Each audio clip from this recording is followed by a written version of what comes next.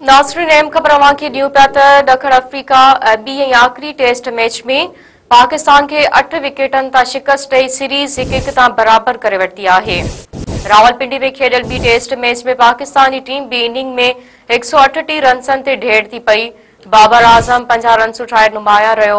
ॾखण अफ्रीका जी टीम 68 रन्सनि जो मिलियल हदफ़ आसानी सां 2 विकेटनि नुक़सान ते पूरो करे टेस्ट मैच में फ़तेह हासिल करे वरिती। ॾखण अफ्रीका आख़िरी टेस्ट मैच में पाकिस्तान खे शिकस्त ॾेई 2 टेस्ट मैचनि जी सीरीज़ 1-1 तां बराबर करे वरिती। हिकु भेरो ॿिए नासरीन अवां खे अहम ख़बर ॾियूं पिया। ॾखण अफ्रीका ॿी ऐं आख़िरी टेस्ट मैच में पाकिस्तान खे 8 विकेटनि तां शिकस्त ॾेई सीरीज़ 1-1 तां बराबर करे वरिती आहे। रावलपिंडी में खेॾियल ॿी टेस्ट मैच में पाकिस्तान जी टीम ॿी इनिंग में 138 रन्सनि ते ढेर थी पई।